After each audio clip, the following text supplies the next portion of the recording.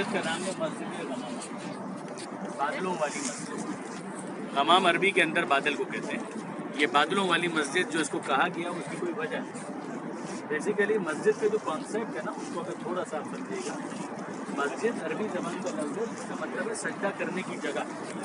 آپ اپنے گھر کے اندر بھی کسی جگہ پر اگر مصلی بچھاتے ہیں تو وہ بھی مسجد ہے، مگر ظاہر ہے کہ وہ اصطلاح کے اندر جس کو مسجد کہا جاتا ہے وہ مسجد تو نہیں ہوگی، مگر پسند کیا گیا ہے کہ گھر میں بھی انسان ایک عبادت کے لیے جگہ مخصوص کرے اور وہاں پر اپنی عبادتوں کو انجام دے، جو بھی نمازیں وغیرہ پڑھنی اس جگہ پر جا کر پڑھیں۔ اس کے بڑے فوائد بھی بیان کیے، یہاں تک کہا گیا کہ اگر خدا نہ کرے کسی کا دم آخر آسانی سے جان نہ نکل رہی ہو اور کوئی اور میڈیکل ہچ نہ ہو تو اس کو وہاں پر لے جاؤ جہاں وہ گھر میں نماز پڑھا۔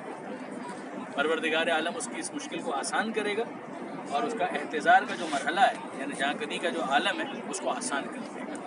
جیسے کہ جہاں پر وہ خدا سے راز و نیاز کیا کرتا تھا وہاں پر خدا اس کی اس مشکل کو، یہ ہوئی ایک بات، وہ گھر کی مسجد کہلاتی ہے۔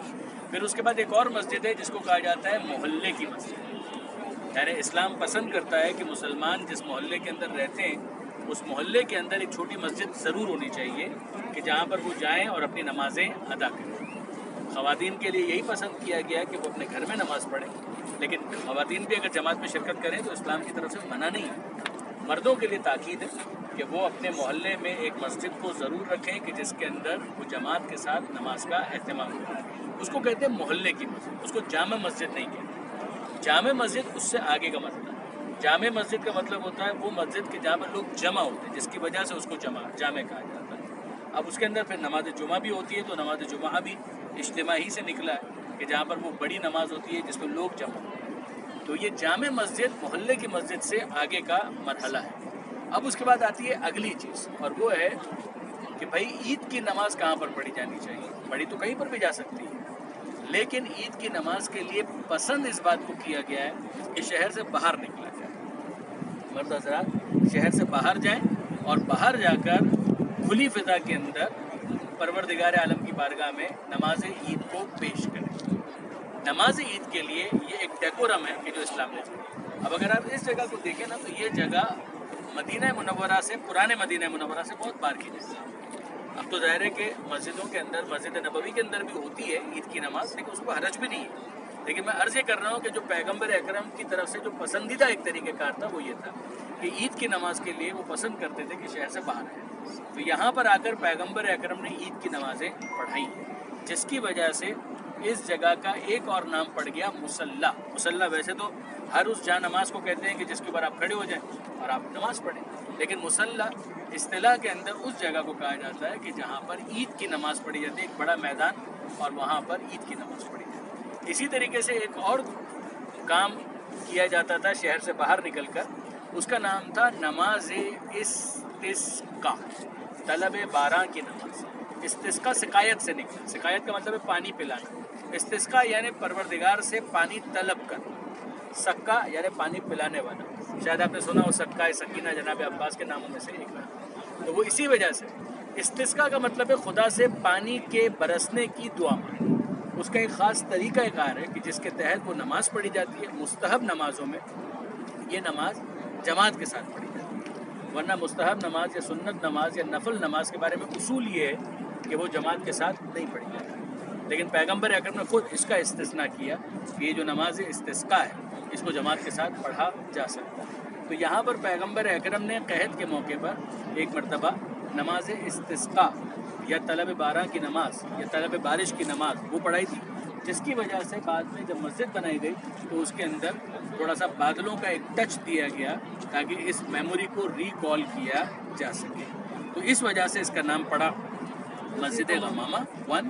نمبر 2، یہ عیدگاہ کے طور پر پیغمبر اکرم نے اس کو استعمال کیا۔ اب اس کے بعد ضروری نہیں ہے کہ ایک خاص جگہ ہی پر یہ جگہ ہو، تھوڑی ادھر ہو تھوڑی ادھر ہو، لیکن دیکھیں بہرحال اس علاقے میں پیغمبر اکرم آئے اور پیغمبر اکرم نے نماز عید بھی پڑھائی، نماز استسقاء بھی پڑھائی۔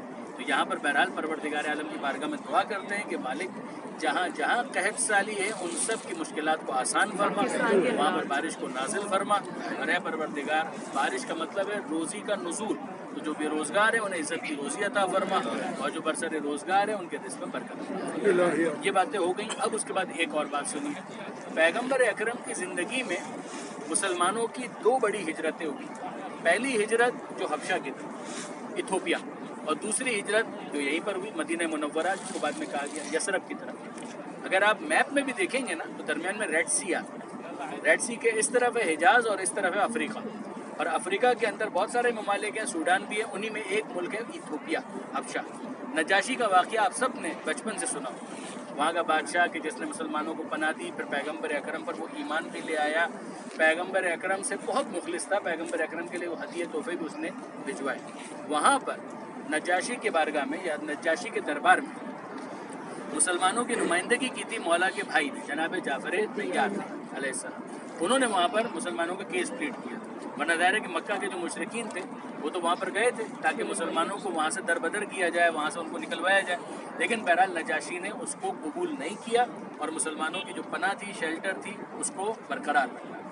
یہ جناب نجاشی پیغمبر اکرم پر ایمان لے آئے تھے، اور ان کی وفات کی اطلاع پیغمبر اکرم کو اس جگہ پر دی، جس کے بعد پیغمبر اکرم نے یہاں پر جناب نجاشی کے لیے دعائے مغفرت فرمائی۔ پیغمبر اکرم نے ان کے لیے دعائے مغفرت فرمائی، بلکہ پیغمبر اکرم نے ان کے لیے نماز جنازہ یہاں پر پڑھی۔ یہ واحد غائبانہ نماز جنازہ ہے کہ جو پیغمبر اکرم نے پڑھی، اور جب کسی نے سوال کیا کہ اللہ کے رسول جنازہ تو نظر نہیں آ رہا ہے، کہ تمہیں نظر نہیں آ رہا، لیکن یہ کہ بہرحال مجھے نظر آ رہا ہے۔ پیغمبر اکرم نے بعض کے مطابق تو یہاں تک تھا کہ وہ معجزہ بھی دکھلایا کہ زمین پست ہوئی اور وہاں کی زمین بلند ہوئی، اور جس کے بعد سب کو جناب نجاشی کا جو جنازہ تھا وہ بھی نظر آیا۔ تو پیغمبر اکرم کی بارگاہ سے ان کا یہ سند پانا یہ ان کے لیے بہت بڑا ایک اعزاز تھا۔ اس جگہ پر یہ واقعہ پیش آیا، یہاں پر پیغمبر اکرم نے نجاشی کے لیے دعائے مغفرت کی۔